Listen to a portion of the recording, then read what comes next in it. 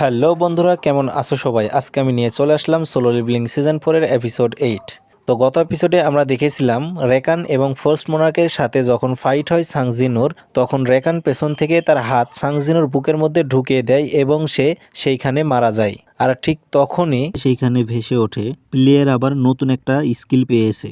আর তারপরে আমরা দেখি সাংজিনু চোখ খুলতেই সে একটি হসপিটালের বেডে শুয়ে রয়েছে এবং তার সব পুরনো কথা মনে থাকে এবং সে ভাবে আমি কি কোনো স্বপ্ন দেখছিলাম, আর এত যা কিছু হলো এগুলা কি সবই স্বপ্ন ছিল? কিন্তু আমি যে দেখলাম দুইটি মোনার্ক আমার বুকের মধ্যে তলোয়ার ঢুকিয়ে দিল, কিন্তু তারপরও তো আমার সেই বুকের মধ্যে কোনো রকমের দাগই নেই, আর আমিও তো এখন বেঁচে আছি। আর আমরা দেখতে পাই এই সময় সেইখানে মিস্টার ওজিনজুল চলে আসে অন্য আরেকজনের সাথে, আর সে ঢুকে সাথে সাথে সাংজিনুকে জিজ্ঞাসা করে তাহলে তোমার জ্ঞান ফিরেই এলো? আর সাংজিনু এটা শুনে তাকে বলে, চেয়ারম্যান আপনি, সেই সমস্ত মনস্টারগুলোর কি হলো, আর আমি বা এখনো বেঁচে আছি কি করে? আর সাংজিনুর এমন কথাবার্তা শুনে ওজিনজুল একেবারেই ভয় পেয়ে যায়। আর শোনো, আমার আগে তোমাকে তিনটা জিনিস বলার দরকার। আর প্রথম হলো আমি সার্ভেলেন্স টিমের ম্যানেজার, আমি চেয়ারম্যান না। আর দ্বিতীয়ত তুমি যে পাথরের মূর্তিগুলো দেখেছো আমি তোমার কাছে সেইগুলোর বিষয়ে জানতে চাই। আর আমার তৃতীয় প্রশ্ন হলো তুমি আমাকে কি করে চিনলে? তোমার সঙ্গে কি এর আগেও আমার দেখা হয়েছে? আর এই সমস্ত কথা শুনে এখন সাংজিনু ভাবে আসলে এগুলো ওজিনজুল কি বলছে, আর ওই সমস্ত পাথরের মূর্তির কথাই বা এখন কি করে আসছে। এখন ওজিনজুল বলে ডানজনের ভেতর থেকে হান্টাররা বেরিয়ে এসে সেখানকার খবর আমাদেরকে দেয়, আর আমরা সঙ্গে সঙ্গেই হান্টার্স গিল্ডের যাবতীয় হান্টারদের নিয়ে সেই ডানজনের মধ্যে ঢুকি, আর সেইখানে আমরা তোমাকে পড়া অবস্থায় খুঁজে পাই। আর এখন এইগুলো শোনার পর সাংজিনু বুঝতে পারে যে এইগুলো হচ্ছে এইগুলো আগেও আমার সাথে হয়ে গেছে। এখন সাংজিনু কোনোভাবেই বুঝে উঠতে পারে না যে আমার সাথে একই জিনিস বারবার কিভাবে হচ্ছে এখন।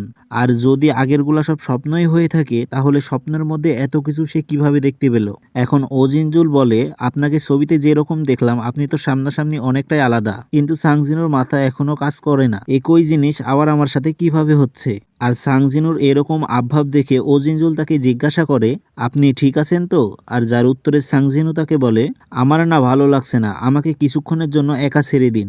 আর এরপরে সাংজিনু তার সিস্টেমের মধ্যে ঢুকে এবং সে সব কিছু চেক করে। সে দেখে তার আগেকার সব যে পাওয়ারগুলো রয়েছে সবগুলো একই রয়েছে, তার যে লেভেল তাও 146ই রয়েছে। আর সে এতদিনে যা যা সংগ্রহ করেছে সবগুলোই তার ইনভেন্টরির মধ্যে সংরক্ষণ রয়েছে, এমনকি থমাস হান্ড্রেড দেওয়া কামিশের ড্যাগারটাও। আর এর পরের সিনে আমরা দেখতে পাই জিনহুর বোন সেইখানে চলে আসে, আর আগে ঘটে যাওয়ার সেম একই কথা তাকে আবারও জিজ্ঞাসা করে তুমি কি করছো, তোমার মাথা খারাপ হয়ে যায়নি তো? আর এরপরে জিনহা লক্ষ্য করে সাংজিনুকে একটু অন্যরকম লাগছে এবং সে এটাও বলে আমি কি অন্য ঘরে ভুল করে চলে আসলাম, এটা কে? তখন সাংজিনু বুঝতে পারে যে জিনার পক্ষে আমাকে বোঝাটা একটু মুশকিলই, কারণ আমার হাইট লুক সবকিছুই তো চেঞ্জ হয়ে গেছে। তারপরে সাংজিনু জিনহাকে বলে কি বলছো তুমি, তোমার দাদাকেই তুমি চিনতে পারছো না? তখন জিনহা তাকে বলে তুমি শিওর তো তুমি আমার দাদা? আমি তো তোমার মধ্যে অনেক কিছুই পরিবর্তন দেখতে পাচ্ছি, বিশেষ করে তোমার হাইট এত লম্বা হলে কিভাবে তুমি? আর যার উত্তরে সাংজিনু বলে তোমার ওই রকম মনে হচ্ছে তাই, আসলে এই সমস্ত কিছুই না। আর এরপরে সাংজিনু জিনহাকে বলে যাই হোক আমার একটু কাজ আছে, এখান থেকে যাচ্ছি। আর যেটা শুনে জিনহা জিজ্ঞাসা করে তুমি তাহলে কোথায় যাচ্ছ? আর যার উত্তরে সাংজিনু বলে আমি যাচ্ছি হান্টার অ্যাসোসিয়েশনে, আমি আর হান্টার হব না, আমি আমার হান্টার লাইসেন্স ক্যান্সেল করে দিব। আর যেটা শুনে এখন জিনহার একদমই বিশ্বাস হয় না, সে সাংজিনুকে আবারও জিজ্ঞাসা করে তুমি কি সত্যি এটা করবে? আর যার উত্তরে এখন সাংজিনু বলে তুমি এই সমস্ত চিন্তা বাদ দিয়ে তুমি এখন তোমার স্কুলে যাও, আমি তো জানি তোমার স্কুল বন্ধ করে তুমি এখানে আসছো। আর তারপরে সাংজিনু জিনার সাথে থাকা সেই মেয়েটিকে বলে তুমিও যাও স্কুলে সঙ্গি, আর ভুল করেও না স্কুল ছেড়ে হান্টার হওয়ার কথা মাথায় নিয়ে এসো না। আর যেইটা শুনে সঙ্গি নামের সেই মেয়েটি একবারে চমকে যায়, আর সে এখন মনে মনে ভাবতে থাকে জিনহু তার নাম কিভাবে জানলো। আর এখন সাংজিনু খেয়াল করে তার সব পাওয়ার তো আগের মতোই আছে, কিন্তু এখন তার শ্যাডো শোল্ডারটা তার কাছে নেই। এখন সাংজিনু ভাবে আমি তো আমার আর্মি বানিয়ে নিতেই পারবো, কিন্তু সেটা বড় বিষয় না, আসলে বড় বিষয় হচ্ছে এইগুলো কেন হচ্ছে আর কিভাবে হচ্ছে এইটা জানতে হবে। আসলে আমি অতীতে কিভাবে চলে আসলাম, তাও আবার আমার সমস্ত পাওয়ার আগের মতো রেখেই। আর এরপরে সাংজিনু যখন অ্যাসোসিয়েশনে যায় তার পাওয়ার মাপতে, আর যেখানে আগের মতোই অ্যাসোসিয়েশনে সেই লোকগুলো বলে তোমার মানা পাওয়ার এটা দিয়ে মাপা যাচ্ছে না, তোমাকে অন্যদিন আসতে হবে। আর যার উত্তরে সাংজিনু বলে হ্যাঁ আমি জানতাম, কিন্তু তার আগে কি আমি চেয়ারম্যানের সঙ্গে দেখা করতে পারি? আর সেইখানকার দুইটি লোকের মধ্যে একটি লোক বলে চেয়ারম্যান ঠিক আছে তাহলে আমি তোমাকে নিয়ে যাচ্ছি। আর যার উত্তরে সাংজিনু বলে, থাক, তোমাকে নিয়ে যেতে হবে না, আমি নিজেই সব চিনে আমি একাই যাচ্ছি। আর যেটা বলে সাংজিনু চলে যায়, কিন্তু সেই লোকটি ঘাবড়ে যায়। সে ভাবে এই ছেলেটা সব চিনে কিভাবে, সে কি এখানে আগে কোনো কাজ করতো? আর সাংজিনু যখন মিস্টার গোয়ের সাথে ওপরে দেখা করতে যায়, যখন লিফটের মধ্যে ঢুকে তার সাথে দেখা হয় সেই বি র্যাঙ্কের হান্টারের সাথে। আর সেই বি র্যাঙ্কের সেই হান্টারটি এখন ভাবতে থাকে, আজকের এই মার্ডারটি করার আমার কি রকমের একটা স্টোরি তৈরি করব। এবং সে মনে মনে এটাও ভাবছে, আমি মনে হয় এখন দিনকালে বেশি মার্ডার করে ফেলছি, হয়তো ও জিনজুল আমাকে এরপরে ধরেও ফেলতে পারে। আর এখন সাংজিনু তাকে বলে, তোমার যে ক্যামোফ্লেক্স যে স্কিলটা রয়েছে তুমি কিন্তু এখনো অ্যাসোসিয়েশনকে বলনি। আর যেইটা শুনে বি র্যাঙ্কের হান্টারটি একবারে চমকে যায় এবং বলে, তুমি এই সমস্ত কিভাবে জানলে? আর এরপরে সাংজিনু আবারও বলে, তোমাকে তো একটা মেয়ের বাবা টাকা দিয়েছে তার মেয়ের প্রতিশোধ নেওয়ার জন্য। তুমি সন্ত্রাসীদেরকে মারো বা যাই করো আমার এতে কোনো আপত্তি নেই, কিন্তু তুমি যদি সাধারণ কোনো হান্টারকে মারো তাহলে আমি কিন্তু তোমাকে মেরেই ফেলবো। আর যেটা শুনে হান্টারটা এখন খুবই ভয় পেয়ে যায়। আর এরপরে সাংজিনু বলে, এটা কিন্তু আমার প্রথম এবং শেষ একটাই কথা, এরপরে কিন্তু আমি আর কোনো কিছুই বলবো না। আর এরপরেই সে সাংজিনুকে মারার জন্য তার পেছন থেকে হাতে চাকু নিতে যায়, কিন্তু সে লক্ষ্য করে সাংজিনু তা আগেই নিয়ে নিয়েছে এবং সে ভয়ে সাংজিনুকে জিজ্ঞাসা করে, তুমি এত কিছু কিভাবে জানলে, আর আসলে তুমি কে? কিন্তু সাংজিনু তাকে কিছু না বলেই সেইখান থেকে চলে যায়। কিন্তু সাংজিনু চলে যাচ্ছে, তারপরেও সে ভাবছে, আসলে এতো একটা ভূতের মতো, আমি যে এগুলা ভাবছিলাম সে কিভাবে জানলো এত কিছু। আর আমরা এদিকে দেখতে পাই সাংজিনু চলে যায় চেয়ারম্যানের অফিসে, আর সে গিয়েই চেয়ারম্যানকে দেখতে পাই। আর যেটা দেখে চেয়ারম্যান এখন তাকে বলে, খুব ভালো তুমি যে আমার সাথে একবারে দেখা করতে চলে আসলে। আর চেয়ারম্যানও এখনো তার প্রেজেন্স অনুভব করে বুঝতেই পেরে যায় এই হান্টারটাই হয়তো পরবর্তীকালের এস র্যাঙ্কের হান্টার হবে, আর যার কারণেই সে এই কথাটি বলেন। কিন্তু চেয়ারম্যান গো এখন লক্ষ্য করে সাংজিনুর মুখটা একটু গোমরা করে রয়েছে, আর যার কারণে সে সাংজিনুকে জিজ্ঞাসা করে, কি কোনো রকমের সমস্যা হয়েছে কি? আর যার উত্তরে সাংজিনু না জানায়। আর আমরা অন্যদিকে দেখতে পাই সাংজিনুর সিস্টেম থেকে সাংজিনুর কাছে একটা নোটিফিকেশন আসে, তুমি কি পৃথিবীটাকে আবার রিস্টার্ট করতে চাও? সাংজিনু তার সিস্টেমের এই নোটিফিকেশনটা এখন কোনো পাত্তা দেয় না। এখন চেয়ারম্যান গো আবারও বলে, আমি তাহলে তোমাকে ডাইরেক্ট কিছু কথা বলি। আর সাংজিনু যেটা শুনে বলে, না না, তারও আগে আমি কিছু কথা আপনাকে বলতে চাই এবং একটা অফার করতে চাই। আর যেটা শুনে চেয়ারম্যান গো একেবারে অবাক হয়ে যায়, কি অফার, তাও আবার আমাকে? আর অন্যদিকে সাংজিনু এখন মনে মনে ভাবতে থাকে, তাকে যেভাবেই হোক জেজু আইল্যান্ডের রেডে যেতেই হবে, আর তার নতুন শ্যাডো শোল্ডারকেও আবার বানাতে হবে। আর এরপরে সে চেয়ারম্যানকে বলে, আপনি একটা কাজ করুন, আপনি নিয়মটা একটু চেঞ্জ করে ফেলুন, যদি কোনো হান্টার কোনো বিস্টকে স্যামান করতে পারে তাদেরকেও একটা মেম্বার হিসেবে ধরা হবে একটা গিল্ডের। আর যদি আপনি আমার জন্য এতটুকু কাজ করেন তাহলে জেজু আইল্যান্ডের যে রেড রয়েছে সেইটার কাজ আমি একাই করে দিব। আর যেটা শুনে চেয়ারম্যান গো অনেকটাই রেগে বলে, তুমি কি আমার সাথে ইয়ার্কি মারছো? আসলে তুমি কি বলছো এই সমস্ত? জেজু আইল্যান্ডের সেই রেডটা 3বার ফেল হয়ে গেছে, আর তুমি বলছো তুমি ওইটা একাই সামলে নেবে? কিন্তু চেয়ারম্যান গো এগুলো বলতে বলতেই সে বুঝতে পারে সাংজিনুর আসল পাওয়ারটা। আর সেই সময় সাংজিনু চেয়ারম্যানকে এখন বলে, শুনুন, এটা এমন একটা কাজ যেটা শুধুমাত্র আমিই করতে পারবো, তাই অন্তত এই কাজটা শুধু আপনি আমার ওপর ছেড়ে দিন, জেজু আইল্যান্ডের রেডটা পুরোপুরি আমি একাই সামলে নিব। কিন্তু এইদিকে মিস্টার গো এখন বুঝতে পারেন এই ছেলেটার পাওয়ার একটা ন্যাশনাল হান্টারের থেকে অনেক বেশি। আর সে এখন ভাবে, আসলে তাহলে এটা কিভাবে হতে পারে। আর এরপরেই আমরা দেখতে পাই সাংজিনুর সাথে সেই সমস্ত কিছু হয় এর আগেও তার সাথে যেগুলো হয়েছিল, মানে সেই হোয়াং ডংসুর সাথে যে রেডটি হয়েছিল সেই রেড, তারপর সেই বি র্যাঙ্কের হান্টারটাকে মারা, তারপর সেই রেড গেটের ঘটনা, মানে পরবর্তী সে সমস্ত কিছুই তার সাথে হয় যেগুলো সে আগে করেছিল। এবং আবারও সে তার মাকে হসপিটাল থেকে বাঁচিয়ে নেয়, আর বিরুকেও সে শ্যাডো শোল্ডারে পরিণত করে নেয়। কিন্তু সাংজিনুর কাছে সেই নোটিফিকেশনটা আবারও আসে, তুমি কি এই পৃথিবীটাকে রিস্টার্ট করতে চাও? আর যেটা বারবার আসাই এখন আমরা দেখতে পাই সাংজিনু একটু বেশি বিরক্ত হয়ে যায়। আর যার কারণে সাংজিনু চিল্লাই চিল্লাই বলে, আসলে কে তুমি? আমি জানি এগুলো সব ইলিউশন, তুমি আমার সামনে আসো আর আমার সঙ্গে দেখা করো। আর এই সময় আমরা দেখতে পাই অ্যাশবন, অর্থাৎ আমরা আসল শ্যাডো মোনার্ককে সাংজিনুর সামনে আসতে দেখতে পাই। আর যাকে দেখে এখন সাংজিনু বলে, কে তুমি? তুমি কি তাহলে কিং অব দি ডেড?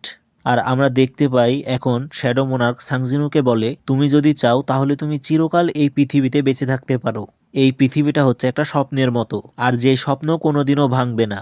আর যেটা শুনে সাংজিনু বলে, তুমি কি তাহলে আমাকে এই স্বপ্নের মধ্যে চিরকাল থাকতে বলছো, যেই স্বপ্নের বাস্তবের কোনো অস্তিত্ব নেই, যেটা আসলে তোমার বানানো একটা ইলিউশন? আর যার উত্তরে এখন শ্যাডো মোনার্ক বলে আসলে এটা আমার বানানো নয়, আসলে এটা তুমি নিজেই তৈরি করেছো আর এই পুরো পৃথিবীটাকে তুমিই বানিয়েছো। কিন্তু সাংজিনু এই কথার মানে এখনো কিছুই বুঝতে পারে না, আসলে এই পুরো পৃথিবীটা আমি বানিয়েছি এটার মানে কি। আর যেটার উত্তরে এখন শ্যাডো মোনার্ক বলে তোমার সবকিছুকে ঠিক করার যে চিন্তা আর আমার শক্তি, এই সবকিছু দিয়েই এই পৃথিবীটা তুমি তৈরি করেছো আর এটাই হলো আমার ডোমেন। আমি তোমাকে অনেক দিন ধরেই দেখছিলাম, তুমি অনেকবার মৃত্যুর সম্মুখীন হয়েছো আর যেটা এর আগে কারো সাথে কোনোদিন হয়নি। আর আমি তোমার সেই সমস্ত কথাগুলো জানি আর সেই সমস্ত জিনিসগুলো জানি যেগুলো তুমি ব্যথা পেয়েছো। আর সব থেকে বড় বিষয় হলো আমি হলাম তুমি, আর তুমি চাইলে আমার এই ডোমেনের মধ্যে যে কোনো কিছু করতে পারো, তোমার যা ইচ্ছে তাই, আর তুমি সেইগুলো থেকে আমার পাওয়ারও পাবে। কিন্তু এইগুলো সব তোমার নিজের ডোমেনের মধ্যে করাই সম্ভব। তুমি চাইলে এই পৃথিবীটাকে ডিস্ট্রয় করতে পারো, আবার নতুন করে তৈরি করতে পারো, তুমি যা চাইবে তাই করতে পারবে। আর যার উত্তরে এখন সাংজিনু বলে তাহলে কি তুমি আমাকে এটা বলতে চাচ্ছ আমাদের দুইজনের পাওয়ার তাহলে সেম? আর যার উত্তরে এখন শ্যাডো মোনার্ক বলে আমি হলাম শ্যাডো মোনার্ক আর আমি তোমার সাথে অনেক দিন ধরে দেখা করতে চাইছিলাম, আর আমি হলাম দি কিং অফ ডেথ, পৃথিবী ক্রিয়েটর, আর এইখানকার সবকিছুই আমি চালনা করি। আর যার এই কথা শুনে এখন সাংজিনু তাকে জিজ্ঞাসা করে তাহলে তুমি কেন আমাকেই বেছে নিলে তোমার পাওয়ার দেওয়ার জন্য? আর যার উত্তরে এখন শ্যাডো মোনার্ক বলে তাহলে ঠিক আছে, আমি তোমাকে সব দেখাচ্ছি, আমার শুরু থেকে শেষ পর্যন্ত যা কিছু হয়েছে সব দেখাচ্ছি।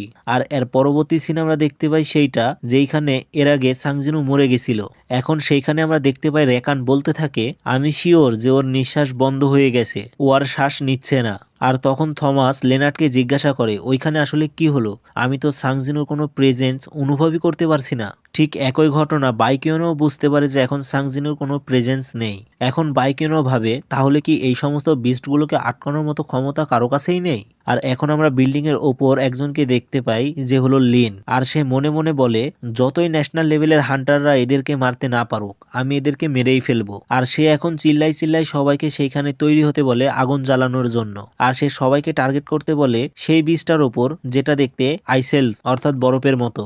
কিন্তু এই সমস্ত করার মধ্যে ফোর্স মোনার্ক আবারও বুঝতে পারে যে সাংজিনুর মধ্যে আবারও পাওয়ার আসছে, আর সেই মোনার্কগুলো এবার বুঝতে পারে এইটা কোনো মানুষের পাওয়ার না, এবার হচ্ছে এটা আসল শ্যাডো মোনার্কের পাওয়ার অর্থাৎ দি কিং অফ ডেথ।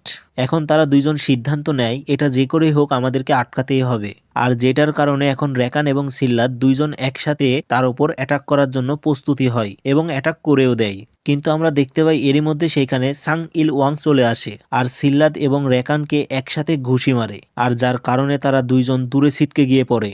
আর এখন সাং ইল ওয়াংও তৈরি হয়ে যায় তাদের সাথে ফাইট করার জন্য, এবং সে তাদের দিকে তাকিয়ে বলে এবার আর আমার ছেলের গায়ে কেউ হাত দিতে পারবে না আমি থাকা পর্যন্ত। আর এই সমস্ত যখন এইদিকে চলছিল তখন সাংজিনুকে আবারও শ্যাডো মোনার্ক বলে এমন একটা দুনিয়া ছিল যেখানে আলো এবং অন্ধকার দুইটাই ছিল, আর যেটা বানিয়েছিল দি অ্যাবসলিউট বি, সে আলোকে বানিয়েছিল গডের মেসেঞ্জার হিসেবে, আর সে সমস্ত অন্ধকার দিয়ে বানিয়েছিল 8টা মোনার্ক। আর যে মোনার্কদের কাজই ছিল পুরো পৃথিবীকে ধ্বংস করা, আর মেসেঞ্জার গডদের কাজ ছিল এই পুরো পৃথিবীকে বাঁচিয়ে রাখা। আর যার কারণেই এদের দুইজনের মধ্যে একটা যুদ্ধ তৈরি হয়, আর যেই যুদ্ধের কোনো শেষ নেই। আর যেই কারণে একদিন the greatest billion fragment of the light god বিকে বলে আপনি তো দেখছেন এরকম একটা যুদ্ধ চলছে, তাহলে আপনি আমাদেরকে কেন সাহায্য করছেন না? আপনি কি দেখতে পাচ্ছেন না এই যুদ্ধের কারণে হাজার হাজার সৈন্য মারা যাচ্ছে?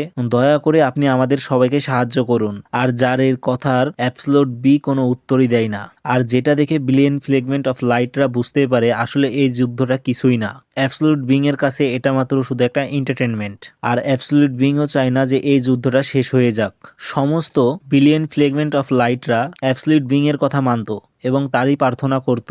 এমন চলমান ছিল যে অ্যাবসলিউট বিং এর কথা মানবে না তারা মৃত্যু হবে, কিন্তু যারা মানত তাদেরও একটা সময় পর মৃত্যু হতো।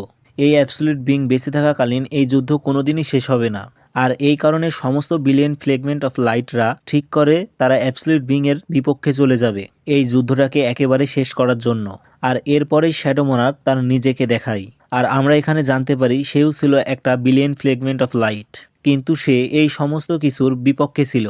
সে তখন একাই লড়াই করে বাকি সব বিলিয়ন ফ্লেগমেন্ট অফ লাইটের সঙ্গে, কিন্তু তার সৈন্য বাকি সমস্ত বিলিয়ন ফ্লেগমেন্ট অফ লাইটের সৈন্যর সাথে পারে না। তার মনে হয়েছিল তাহলে হয়তো সবকিছুই শেষ হয়ে গেছে, এখন আর কিচ্ছু করার নেই।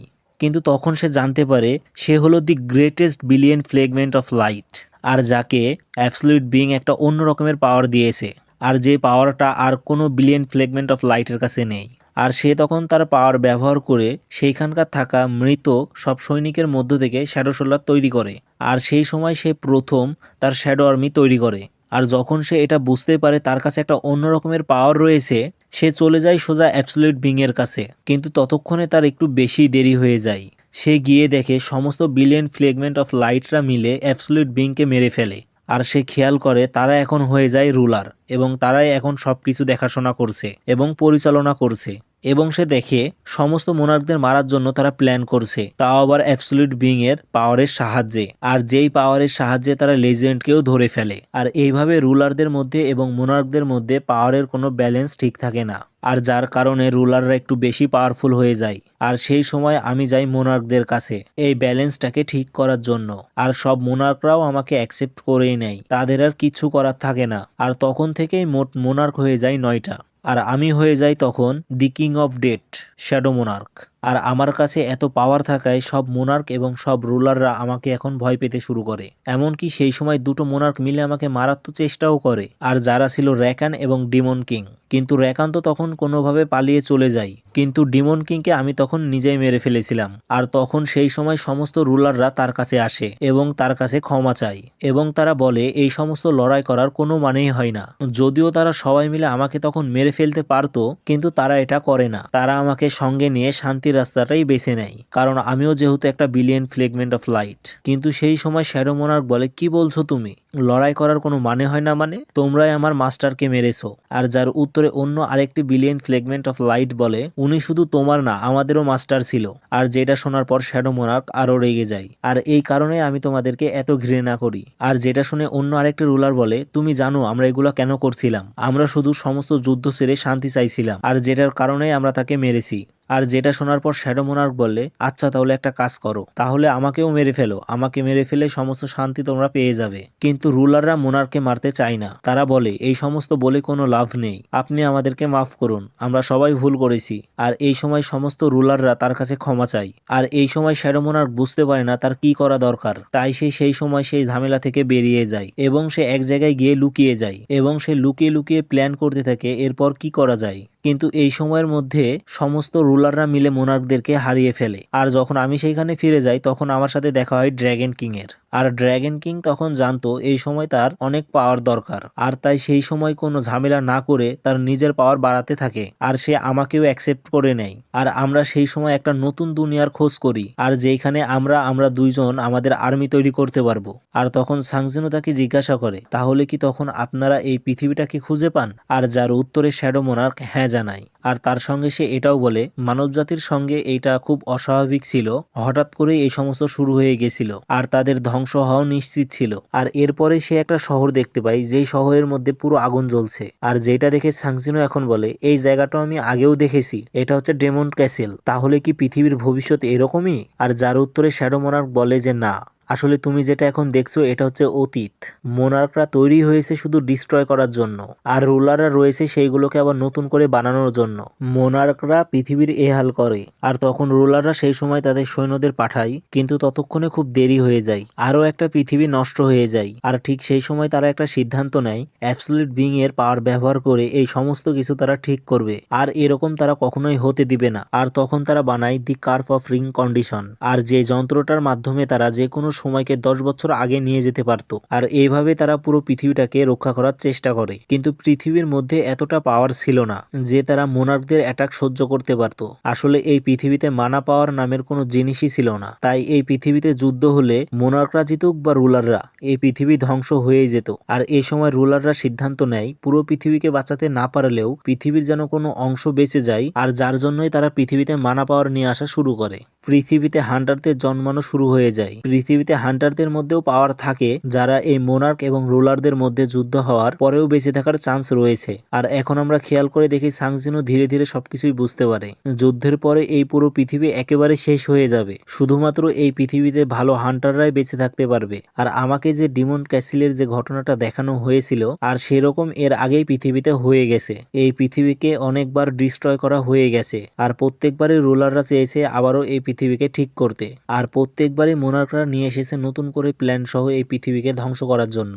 আর রুলাররা প্রত্যেকবারই ব্যবহার করত দি কাপ অফ রিং কন্ডিশন, যার মাধ্যমে পৃথিবীকে ঠিক করা যেত। কিন্তু একটা সময় পর সেটাও আর কাজ করে না। রুলাররা বুঝতেই পারে দি কাপ অফ রিং কন্ডিশনটাও এখন আর কোনো কাজের নেই। আর এরপরেই সাংজিনো শ্যাডো মোনার্ককে জিজ্ঞাসা করে, তাহলে যেটা দি কাপ অফ রিং কন্ডিশনটা ছিল অ্যাবসলিউট বিং এর শক্তি অর্থাৎ যন্ত্র, সেইটারও একটা পাওয়ারের লিমিট রয়েছে। আর যার উত্তরে শ্যাডো মোনার্ক বলে, আসলে কোনো কিছুরই পাওয়ার আনলিমিটেড না, সবকিছু পাওয়ারেরই একটা লিমিট রয়েছে। কারণ অ্যাবসলিউট বিংকে তারাই মেরে ফেললো যাদেরকে অ্যাবসলিউট বিং নিজেই তৈরি করেছিল।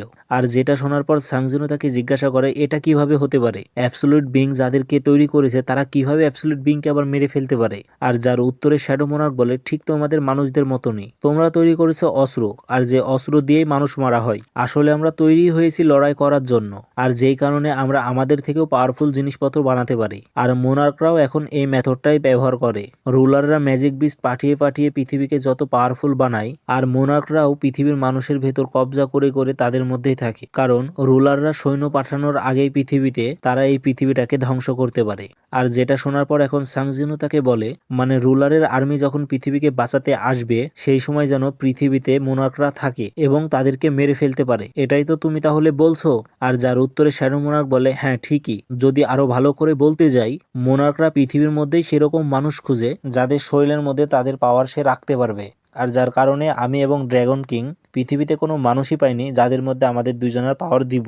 আর সেই সময় আমার কাছে আসে আর্কিটেক্ট, যে কিনা কিং এর আন্ডারে কাজ করত, এবং সে তখন আমাকে বলে আমাকে একটা মানুষ খুঁজে দিবে যে আমার পাওয়ার ধরে রাখতে পারবে আর যার বদলে সে অমর হতে চায়। আর সেই সময় সে একটা সিস্টেম তৈরি করে, আর সেই সিস্টেমের মাধ্যমে সেই সমস্ত মানুষের মধ্যে খুঁজতে থাকে কে আমার পাওয়ারকে ধরে রাখতে পারবে। আর ঠিক সেই সময় আমি তোমাকে খুঁজে পাই। তোমার মধ্যে এমন কিছু ছিল আর যেটা সিস্টেমের এক্সপেকটেশনের থেকে অনেক বেশি ছিল। তুমি খুব দুর্বল ছিলে ঠিকই, কিন্তু তুমি সবসময় মৃত্যুর মুখ থেকে ফিরে আসতে। তুমি তোমার জীবনকে যে করেই হোক বাঁচিয়ে রাখতে। আমি তোমাকে দেখেছি, আর আমি আর্কিটেক্ট ছাড়াই আমি আমার পাওয়ার তোমাকে দেওয়ার জন্য সিদ্ধান্ত নিয়েছি। আর যেটা শোনার পর সাংজিনো এখন তাকে জিজ্ঞাসা করে, আমি বুঝতে পারলাম আমি আর আর্কিটেক্টের আন্ডারে এখন আর নেই, কিন্তু তবুও আমি কি এখনো অতটা স্ট্রং যে আমি তোমার পাওয়ার নিতে পারবো? আর যার উত্তরে শ্যাডো মোনার্ক বলে, আর্কিটেক্ট সিস্টেমটা এমনভাবে বানিয়েছে তুমি যেন বারবার মরে আবার বেঁচে ওঠো, আর তুমি নিজেকে তৈরি করে ফেলতে পারো এমন যেন তুমি আমার পুরো পাওয়ারটাই নিতে পারো। তাহলে এই কারণেই সিস্টেম আমাকে একটা প্লেয়ার বলতো।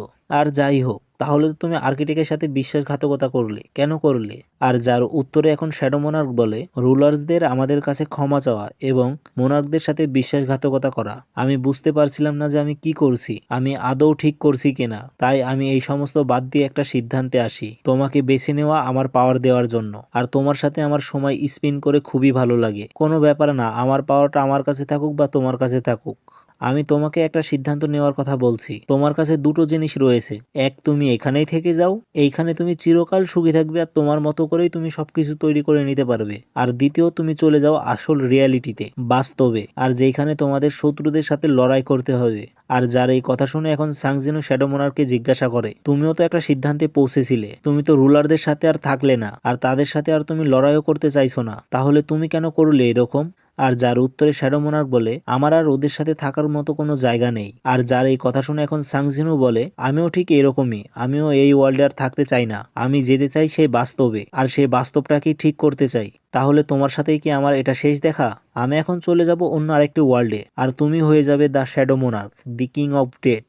আমার মনে হয় না যে আমাদের আর কোনোদিনও দেখা হবে, আর প্রত্যেকবার মৃত্যুর সঙ্গে সঙ্গে তোমার পাওয়ার বাড়তেই থাকবে, কারণ আসলে তুমি হলাম আমি। আর এরপরে আমরা দেখতে পাই সাংজিনো সিস্টেমকে ডিলিট করার চেষ্টা করে, আর যেই সিস্টেমটা ডিলিট করলে প্লেয়ারের মধ্যে পাওয়ারের কোনো লিমিট থাকবে না, আর সমস্ত কমান্ডার লেভেলের শ্যাডোদের পাওয়ারও সব থেকে বেশি হয়ে যাবে, যেরকম পাওয়ারফুল আসলে তারা ছিল।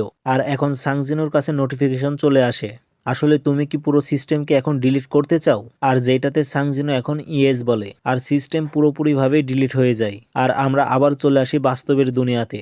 আর এখানেই শেষ হয় সোলো লেভেলিং সিজন 4 এর এপিসোড 8। যদি ভিডিওটি ভালো লেগে থাকে অবশ্যই চ্যানেলটি সাবস্ক্রাইব করে পরের ভিডিওর জন্য অবশ্যই পাশে থাকবে। দেখা হচ্ছে পরের ভিডিওতে, ততক্ষণের জন্য ভালো থাকো, সুস্থ থাকো, আল্লাহ হাফেজ।